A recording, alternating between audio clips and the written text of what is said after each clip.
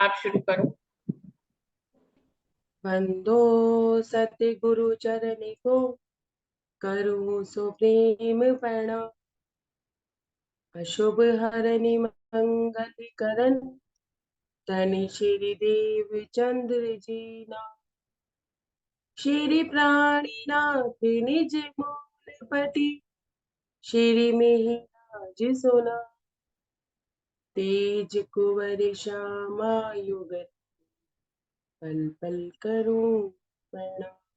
पिया जी को पल पल करूं प्रणाम।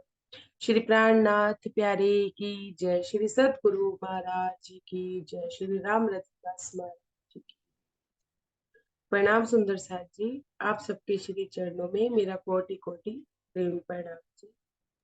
दीदी कल वाला सुंदर साथ जी, नंदलाल प्रश्न ले लो ना। प्रणाम जी दीदी।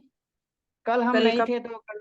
हाँ कल का है। ठीक है, ठीक। मैं शॉर्टकट में ले लूँ। उसका बातून भी समझ आ गया था अमिता दीदी, या और थोड़ा सा थोड़ा करें थोड़ा आगे? सा और बीच में रह गई थी ना बात, तो थोड़ा और बता दीजिए। ठीक है। सुंदर साथ जी, नंदलाल जी का प्रसंग चल रहा था, जो महाराज जी को आके परेशान किया करते थे। बबीता दीदी कुछ कह रहे थे आप? वो महाराज जी को आके बार बार चमत्कार दिखाने की बात किया करते थे, और अपने इतने अहंकार में थे कि वो महाराज जी को कहते थे कि आपके पास तो चमत्कार है ही नहीं, आप ही की वजह से, आप जैसे साधु संतों की वजह से ये समाज खराब हो। ये बात जाके महाराज जी ने अपने दादा गुरु महाराज को सिर्फ इतने नहीं बताया कि नंदलाल चमत्कार की बात करता है। तो महाराज जी कहते हैं, दादा गुरु महाराज कहते हैं महाराज जी को कि उनको बोलना, कल की रोज जब नंदलाल आए उनको बोलना कि परसों उसको चमत्कार मिलेगा, और घर बैठे ही मिलेगा। ऐसा नहीं है कि उसको कहीं जाना आना पड़ेगा। अगले दिन जब नंदलाल जी आते हैं तो महाराज जी उनको कहते हैं कि नंदलाल, चमत्कार देखने की इच्छा है या छोड़ दी? तो नंदलाल जी उनको कहते हैं कि आपके पास चमत्कार होता तो अब तक दिखाई देते, लेकिन आपके पास तो बातें ही बातें। तो महाराज जी उनको कहते हैं कि जाइए, कल आपको चमत्कार दिखेगा, आपको घर पे ही दिखेगा। अब अधीर मत हो जाना, अब बीच में डावाडोल मत हो जाना कि हाँ भाई मुझे चमत्कार अ, दिख रहा है और परेशान हो जाओ। तो अब परेशान मत होना, अब धैर्य के साथ तुम चमत्कार देख। सुंदर सा जी, अगले दिन वो अपने घर दीवार, जिस वजह से उनकी हालत बहुत खराब हो गई, उनको चोटें भी बहुत आई, उनकी मरनासन अवस्था। घर के लोग महाराज जी के पास गए दौड़े दौड़े, और कृपा करने के लिए उनको क्या की प्रार्थना की। महाराज जी ने बोला, जब तक मेरे सतगुरु महाराज नहीं चलेंगे तब तक मैं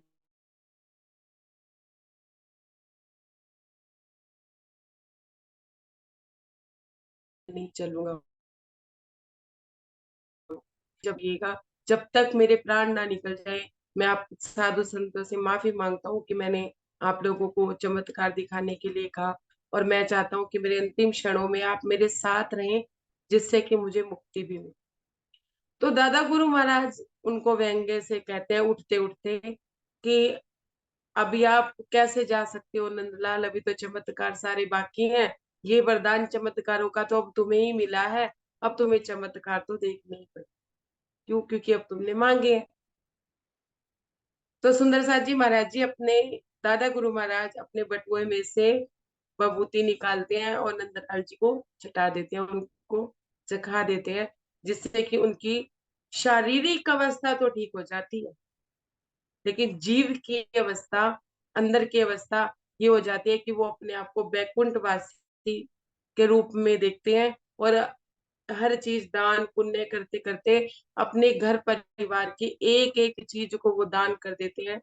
वो अन्न हो, वस्त्र हो, वस्तुएं हो, बर्तन हो, कुछ भी। जब उनके घर में एक, कहते हैं ना कि तिनका भी नहीं रहता है, कुछ नहीं रहता है, तो उनके घर के लोग महाराज जी के पास आते हैं, दादा गुरु महाराज के पास, और उनसे महाराज जी और दादा गुरु महाराज दोनों के पास ही आते हैं। तो उनसे कहते हैं कि अब आप कृपा करके इनकी बुद्धि को सही कीजिए कि अब हमारे घर में एक भुनी हुई भांग भी नहीं बची है। और सोनगिरी के लोग हमारे पे मजाक बनाते हैं कि खुद के घर में तो कुछ नहीं है और ये दान दिए जा रहे। इस तरह से सोनगिरी में हमारे ऊपर हंसी होती। तो दादा गुरु महाराज जी को आदेश देते हैं कि नंदलाल को बुलवाया जाए। और एक नंदलाल का सिफारिशी ही, जो सिफारिश करने आया था महाराज जी के पास, वो ही जाके नंदलाल को लिवा लाता है। और दादा गुरु महाराज उनसे पूछते हैं, और भाई नंदलाल, क्या हाल है तुम्हारी? अभी भी चमत्कार देखने की इच्छा है या पूरी हो गई है? तो सुंदर साथ जी, नंदलाल जी काठ से बने खड़े रहते, मासूम से बच्चे की तरह खड़े रहते हैं, कोई जवाब नहीं देते हैं। तो दादा गुरु महाराज को उन पे करुणा आ जाती है, तो वो उनकी बुद्धि को वापस से स्वस्थ करते हैं, उनको फिर से विभूति का प्रसाद चाहिए। प्रसाद जी, ये प्रसंग था। इसका बातून ये था कि जब हम संतों के प्रभाव में आ जाते हैं तो हमारी अवस्था बढ़ जाती है। हमें पता चलता है कि हमारा जीव कहाँ का है, सच्चे सत्य के सानिध्य में आते हैं। लेकिन सुंदर साथ जी, मैं दो प्रसंगों से इसका बातून आपको समझाती हूँ, सांकेतिक रूप से समझाऊंगी और आगे आप अपने अपने मंथन से समझिएगा। ये पूरा पूरा जो भी है, ये मंथन मेरा खुद का है। ये मंथन, ये अनुभव मेरे खुद का है। आप उसे मान्य कीजिए या ना कीजिए, वो आपकी अवस्था है। और आप खुद महाराज जी के साथ अनुभव कीजिएगा इस बात को, क्योंकि मैं पहले दिन से ही कह रही हूँ, छठा दिन मोमिनों का है और राज जी सबके हृदय में है। उसकी खुशबू आप खुद लीजिए। पहले एक स्टोरी के माध्यम से बताती हूँ, फिर एक वस्तु के माध्यम से या एक पदार्थ के माध्यम से आपको बताऊंगी। स्टोरी है कि एक व्यक्ति, उस व्यक्ति को खुद ही मानिए, ठीक है? फिर हम नंदलाल के प्रसंग पे भी पूरी पूरी बात करेंगे। एक व्यक्ति जो बीमार है, शरीर से नहीं, शरीर से तो स्वस्थ है, लेकिन अंदर से बीमार है। बीमार कैसे? अंदर से जीव बीमार कैसे होता है? जरा सी बात पे भड़क जाता है। कोई आता है, उससे प्रेम करता है तो वो शांत हो जाता है। कोई उससे जरा सा कुछ कह देता है, वो भड़क जाता है। अहंकार उसमें इतना है कि वो किसी की बात सुनता ही नहीं है। सुंदर साथ जी, प्रवचन भी उसके हृदय में नहीं जाते हैं। क्यों? क्योंकि वो या तो अहंकार में होता है या मुंह में होता है, या कोई ना कोई बात उसके हृदय में होती है। तो ये होती है जीव की बीमारी, कि हमारे अंदर ही बात नहीं जा रही, अंदर जाके भी नहीं जा रही। जैसे एक एक व्यक्ति, बीमार व्यक्ति अपने कमरे में बैठा है, अपने बिस्तर पर, बिस्तर आलीशान, टेबल पे उसके खाने पीने का सामान पड़ा है, टीवी उसने चला रखा है, एसी उसने चला रखा है, और कमरे में क्या कर रखा है? अंधेरा, और दरवाजा कर रखा है बंद। और अपने तामस में, उसे तंब भी कहते हैं, अपने आलस्य में, अपने प्रमाद में पड़ा है। और वो चाहता ही नहीं कि वो रोशनी में जाए और बाहर जाके देखे। और वो जीव के बीमार होने के साथ साथ वो अपने तन को भी बीमार करी जाए, आलस और प्रमाद से। अब उसके अंदर, और सबसे बड़ी विडंबना ये है कि वो उस बिस्तर को ही अपनी दुनिया समझ रहा है, और अपने ये हास विलास को ही अपनी दुनिया समझ रहा है, और वो निकलना ही नहीं चाहता। फिर एक दिन उसे एहसास होता है कि मैं कहाँ अंधेरे में पड़ा हूँ, इसके बाहर भी, इस कमरे से बाहर भी कोई दुनिया है। वो इस दुनिया को देखने के लिए जब उसको तड़प उठती है, तो वो एकदम से दरवाजा खोलता है और दरवाजे से बाहर निकल जाता है। तो उसे रोशनी दिखाई देती है, और घर से बाहर जब वो निकलता है, उसे पहला जो व्यक्ति मिलता है, उसके आगे वो अपने आप अपना मत्था टेक देता है, और वो ये कहता है कि मैं बहुत परेशान हूँ, अपने आप से ही अपने आप में खींचता रहता हूँ, अपने आप में चीखता रहता हूँ, अपने आप से चिल्लाता रहता हूँ। अब मुझे अकेलापन बहुत लगता है, कि आप मुझे ठीक कीजिए। वो व्यक्ति क्या करता है? वो व्यक्ति उसे कहता है, मैं ठीक तो करूंगा, लेकिन मुझे दक्षिणा चाहिए। अब वो दक्षिणा लेके उसको जरा सी कोई बूटी दे देता है, जिससे कि थोड़ी देर के लिए वो ठीक हो जाता है। जब वो बूटी, जरा सी उस बूटी को टेस्ट करता है, मतलब खाता है, तो उसको बड़ा अच्छा अच्छा सा महसूस होता है। और जब वो पीछे पलट के देखता है, कि जब उसने खा ली होती है, देखता है जब उसे और की जरूरत पड़ती है कि हाँ 5-10 मिनट तो उसे रिलैक्स मिला, लेकिन जब पीछे मुड़ के देखता है कि वो व्यक्ति तो जा चुका होता है, क्योंकि उसके पास और कुछ होता ही नहीं, जो होता है वो उसको दे चुका होता है। इतने में वो एक दुकान पे जाता है, उसे लगता है कि ये बूटी कहीं से खरीदी गई है। वो उस दुकान पे जाता है, दुकानदार जो होता है वो जरा सी वो बूटी जब उसका जिक्र करता है तो वो उस बूटी का कुछ हिस्सा उसको और दे देता है, दुकानदार सुंदर सा। अब उसको दे देता है तो उसे बड़ा अच्छा लगता है, एक दिन के लिए उसको इतना अच्छा लगता है, इतना लुभावना लगता है कि वो ये सोचता है शायद अब मैं प्रकाश में आ गई। अब जब वो दुकानदार से दोबारा उस बूटी की मांग करता है तो दुकानदार क्या कहता है, भाई जरा सी तो मैंने दे दी, लेकिन कोई भी चीज बिना पैसे के नहीं दी जा सकती, बिना दक्षिणा के नहीं दी सकती, बिना मेहनत के नहीं दी जा सकती। उसने बोला कि मेरे पास दक्षिणा तो नहीं है। तो उसने कहा ठीक है, दक्षिणा नहीं है, मेहनत करो, मेरी दुकान पे काम करो, मेरे लिए काम करो, कोई दिक्कत नहीं है। उसने मेहनत करी। जब महीना पूरा हुआ तो मतलब समय पीरियड पूरा हुआ तो उस दुकानदार ने उसको 1 किलो बूटी दे दी। जो 1 किलो बूटी उसकी दो दो दिन चली। अब 2 दिन बाद फिर उसकी व्यवस्था वैसी की वैसी। अब दुकानदार से वो और बूटी मांगता है तो दुकानदार कहता है और मेहनत करो। वो और जी जान लगा के मेहनत करता है तो वो दुकानदार उसको 2 किलो बूटी दे देता है, जो उसकी 3 दिन चलती है। अब वो और की इच्छा रखता है कि मुझे और चाहिए, मुझे और चाहिए। तो दुकानदार कहता है हाँ मेहनत करो, जब तक मेहनत नहीं करोगे तब तक कुछ नहीं मिलेगा। सुंदर साथ जी वो खूब मेहनत करता है, दिन रात मेहनत करता है। तो दुकानदार भी उससे खुश होकर 4 किलो बूटी दे देता। 2 किलो बूटी 2 दिन चली तो 4 4 किलो बूटी 6 दिन चली। 6 दिन बाद फिर वो वैसा का वैसा। ऐसा करते करते सुंदर साथ जी उसकी 20 साल की आयु जो है वो बीत जाती है। और उसके बाद क्या होता है कि वो उस दुकान का सबसे अच्छा कार्यकर्ता बन जाता है, और दुकान में मालिक का बायां हाथ भी बन जाता है, सब कुछ हो जाता है। लेकिन वो चीज जो वो चाहता है उसको वो परमानेंट नहीं मिली, लेकिन वो वहीं रहता है। एक व्यक्ति एक दिन उसकी इस हालत को देखता है जब वो बूटी के लिए तड़प रहा होता है, और दुकानदार कहता है पहले मेहनत करो फिर तुम्हें बूटी मिले। जब वो तड़प रहा होता है तो वो व्यक्ति, जब दूसरा व्यक्ति उससे मिलता है तो उस व्यक्ति को लेके अस्पताल में चला जाता है कि जो तू यहाँ पे बूटियां ले रहा है, तू अस्पताल में चल, तुझे मैं तेरा इलाज ही कराता हूँ कि तेरे को इससे भी मुक्ति मिले, इस दुकानदार से भी मुक्ति मिले।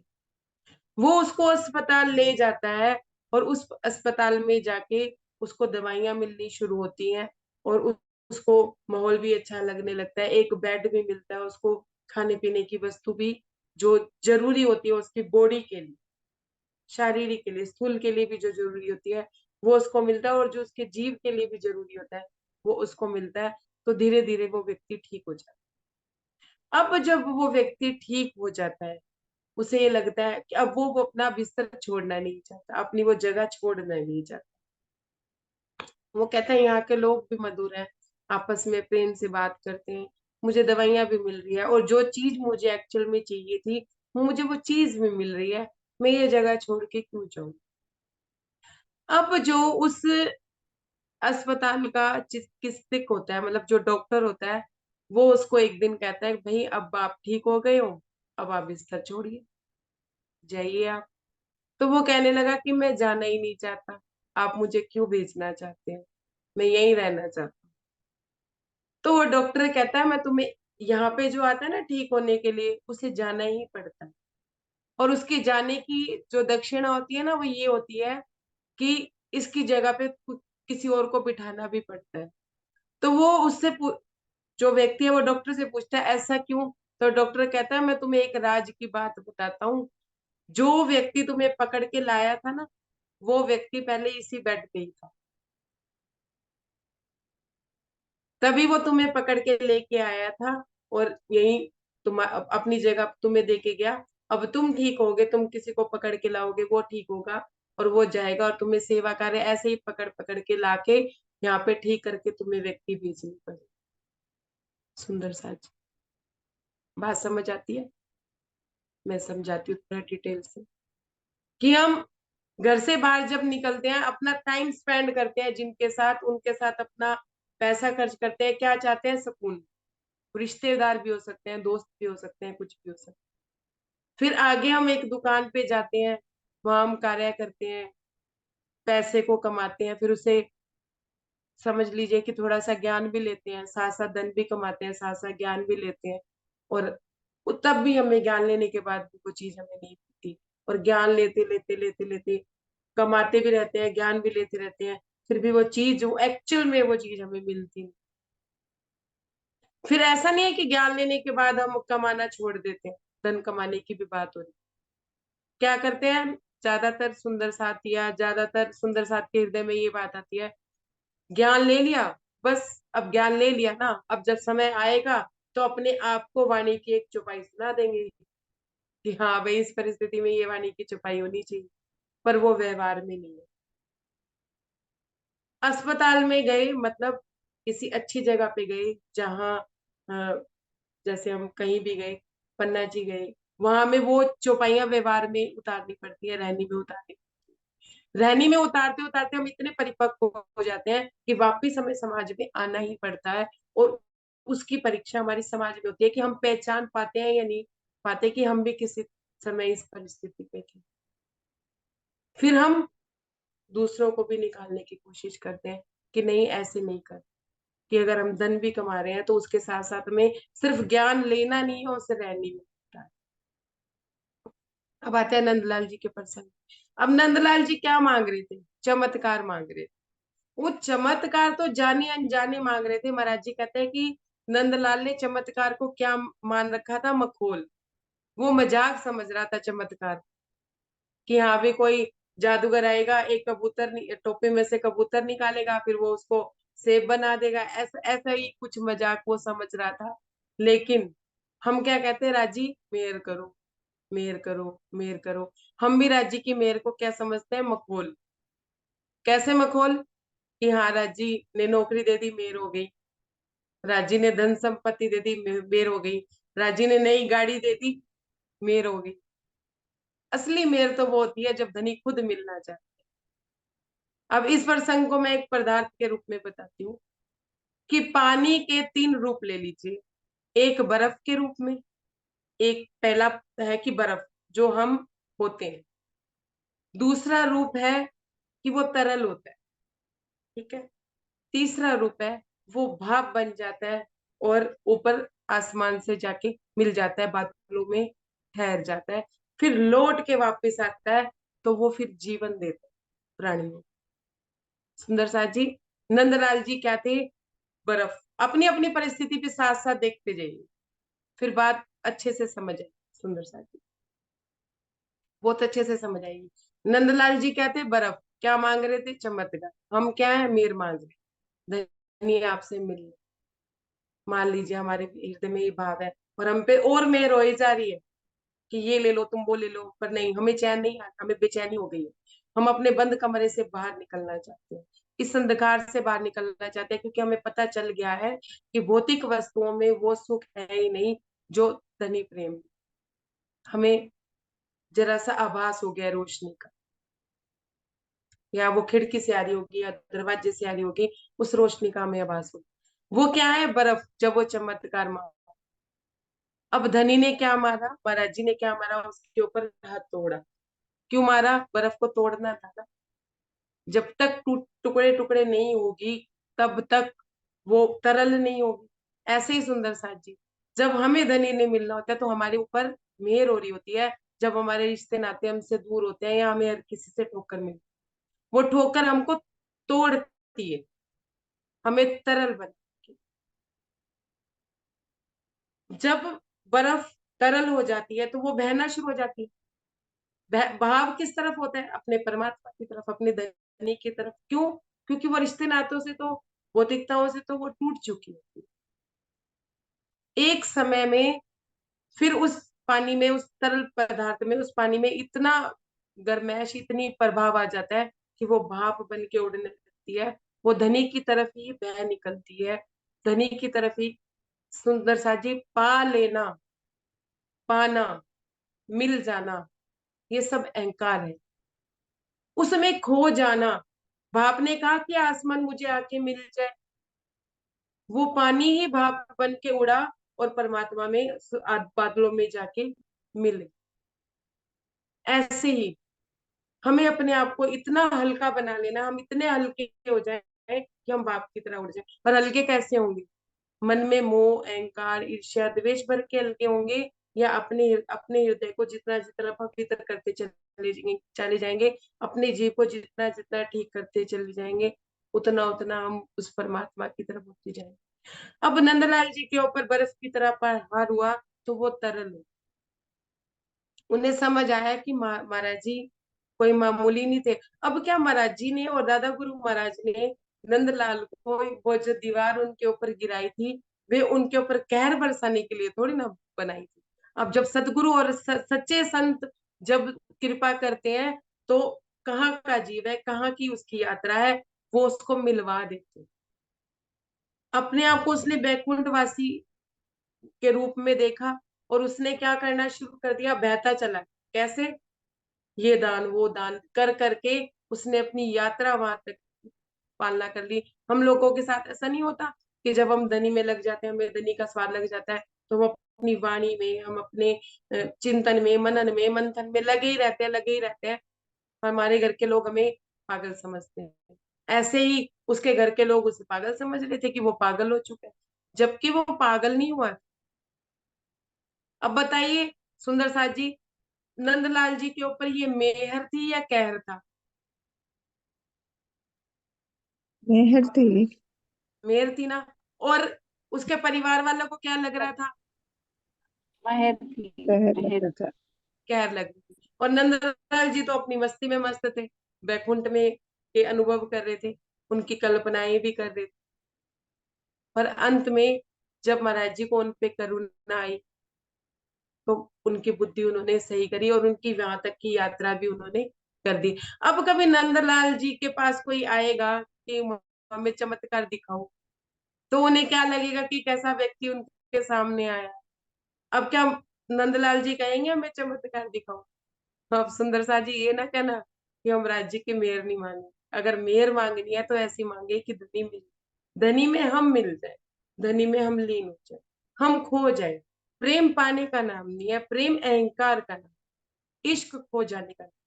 प्रेम में सुंदर साथ जी, प्रेम व्यवहार हम उनसे करते हैं जिनसे हमारा स्वार्थ होता है, क्योंकि हम पाने की इच्छा रखते हैं कि हम उसके बदले में जितना ज्यादा स्वार्थ उतना ज्यादा प्रेम। अपने अपने जीवन में अनुभव से समझे।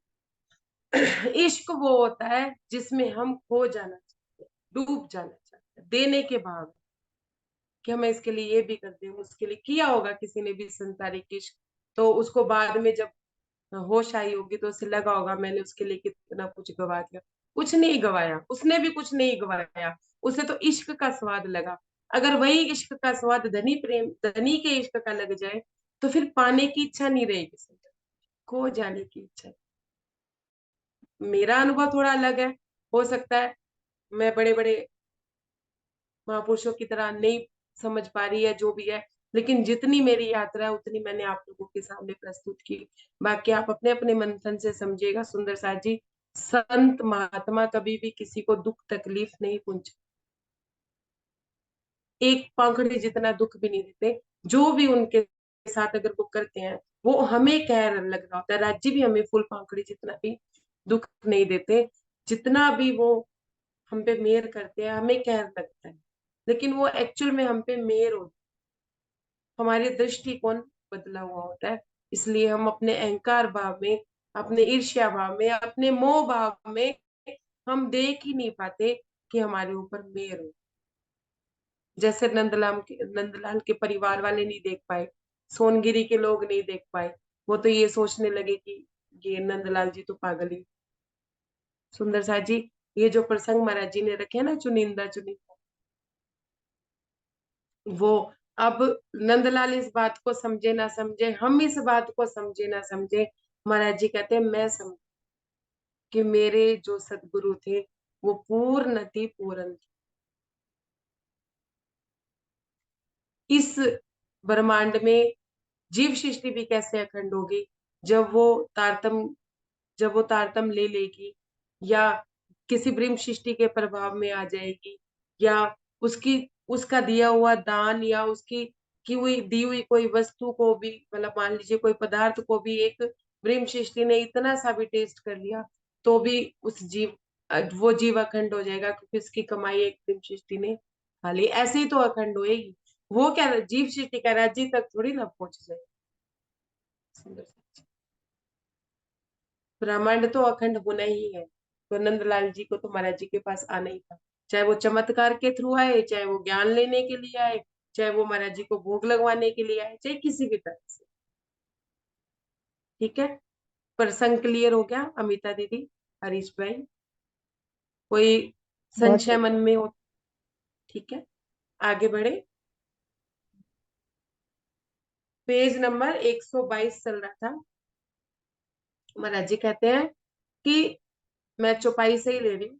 छत्र छाए हम पर सतगुरु की, जिसमें रहते मस्त, साक्षात पूर्णाति पूर्ण वे, हे सतगुरु सिद्ध। महाराज जी कहते हैं मेरे सतगुरु पूर्ण पूर्ण और सिद्धस्त भी थे। जब पूर्ण है तो सिद्धियां सिद्धियां तो आनी ही है, कोई ऐसी बात नहीं।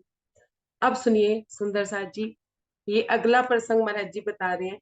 अब अगले प्रसंग में मैं पहले थोड़ा सा सांकेतिक रूप में आपको बता देती हूँ, तो आपको प्रसंग समझने में आसानी रहेगी।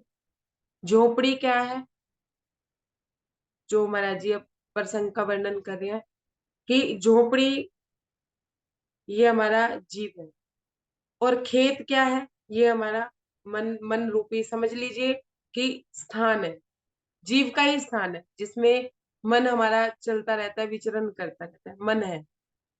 मन, सॉरी मैं दोबारा से बोलती हूँ कि खेत क्या है, हमारा जीव है, और उसमें ककड़ियां हैं जो तोड़ी जा रही हैं, वो हमारा मन है। ककड़ियां और भूत प्रेत क्या है, वो हमारे रिश्तेदार भी हो सकते हैं, कोई व्यक्ति, सुनिए, कोई व्यक्ति भी हो सकता है, कोई वस्तु भी हो सकता है, कोई पदार्थ भी हो सकता है, जिसके लिए हमारा मन बार बार विचलित होता रहता है।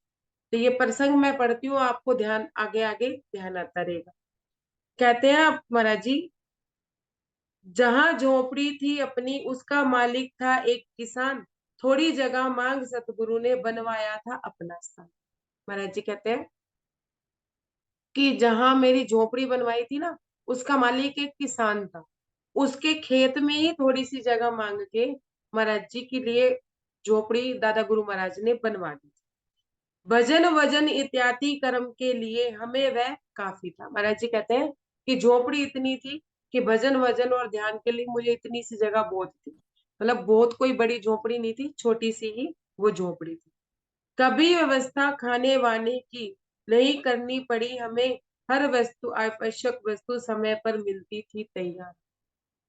महाराज जी कहते हैं कि झोपड़ी भी थी, अब समझ लीजिए वो अस्पताल, और यहाँ महाराज जी झोपड़ी भी कह रहे हैं, समझ क्या कहते हैं कि झोपड़ी थी, खाने पीने की वस्तुओं की भी महाराज जी कहते हैं मुझे कभी भी व्यवस्था नहीं करनी पड़ी, वो मुझे पता नहीं सब कुछ मिलता ही था बना बनाया। अब आगे बोल भी रहे, बना बनाया खाना पाता पाता, बना बनाया साग, धुना सदै चैतन्य मिलता मिलती उसमें आग।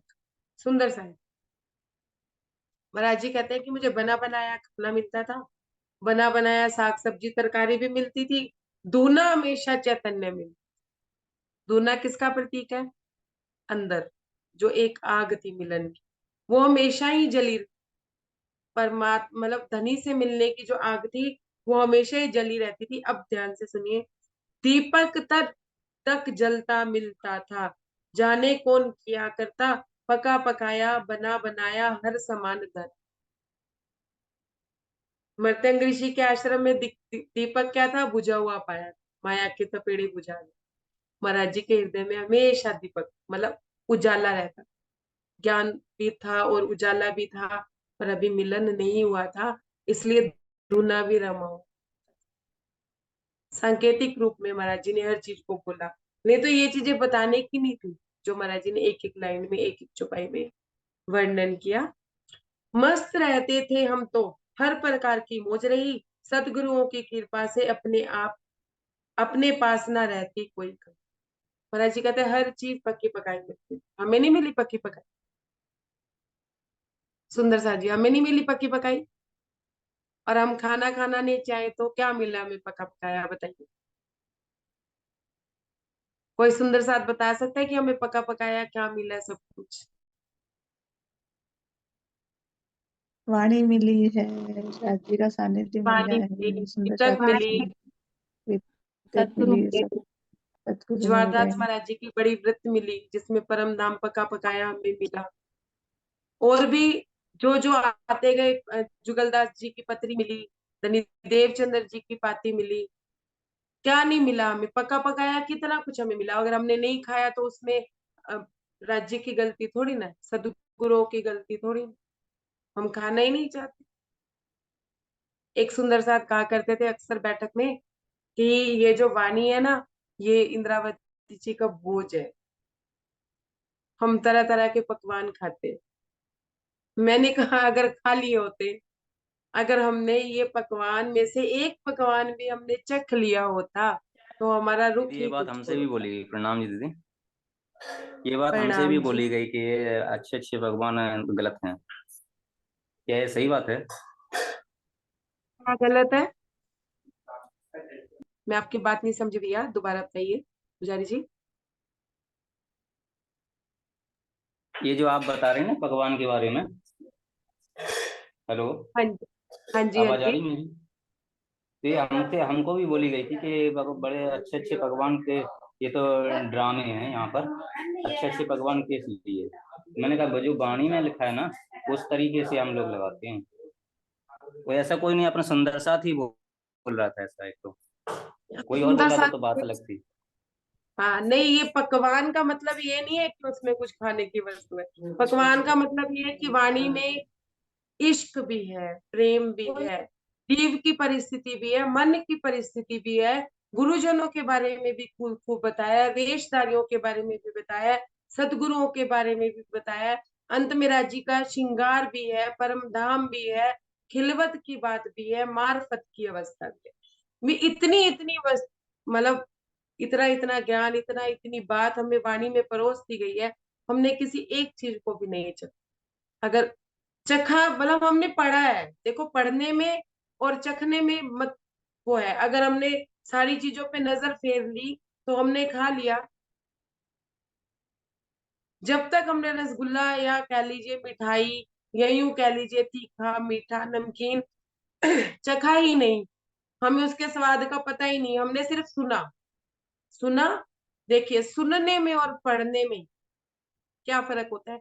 सुनने में और पढ़ने में ये फर्क होता है कि सुनाने वाला व्यक्ति अपने हिसाब से शब्द को आगे ले जाता है, मन कहीं चला जाता है तो वो शब्द उसमें से मिसिंग हो जाता है। पढ़ने से क्या होता है कि शब्द आगे नहीं जाते, जब तक आपका मन उसमें नहीं लगेगा आप पढ़ोगे नहीं। मन कहीं भी होगा, उसको वापस लाना पड़ेगा, फिर आप पढ़ोगे। अगर आपका मन कहीं और जा रहा है और आप पढ़ते चले जा रहे हो तो उसका भी कोई फायदा है। और मंथन का मतलब क्या होता है कि मन बिल्कुल एकाग्र होके उसको मन मथ रहा है, उस एक एक शब्द को पढ़ रहा है और इस एक शब्द शब्द का मतलब समझ रहा है। शब्द शब्द ही तो लिखे गए हैं। तो ये फर्क होता है कि उन्होंने कहा ना कि इंद्रावती जी का भंडारा है हमारे पास, हमें तो कोई कमी नहीं है। मैंने कहा भंडारा जरूर है, इसमें कोई किंतु परंतु नहीं है, लेकिन चखा नहीं, उसका क्या फायदा? स्वाद लिया ही नहीं है, सिर्फ नजर भर देखा है बस। रेसिपियां पूछी हैं कि ये कैसे बनेगा वो कैसे बनेगा, ना खुद बनाया है ना। सुंदर सा जी, अपनी यात्रा तो खुद ही करनी है। इंद्रावती जी ने भी की, धनी देवचंद्र जी ने भी की, जुगलदास जी ने भी की, रतनबाई जी ने भी की, ज्वारदास महाराज जी ने भी की, सबने की, तो हमें भी करनी ही पड़ेगी। सिर्फ सुनने से और इससे बात बनेगी ही नहीं, लेकिन फिर भी हम एक दूसरे को जो बताते हैं इससे हमारा भी बढ़ता है, अंदर यात्रा हमारी भी बढ़ती है। क्योंकि हम जो कह रहे होते हैं, जब करने की बात आती है तो हम ये हमारी जीभ को भी ये बात आती है कि हमने ये कहा था, अब हमें ऐसा नहीं करना।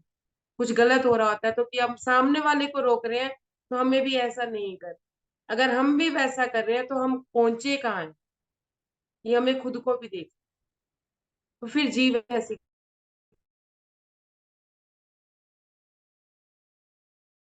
गलती नहीं करता है।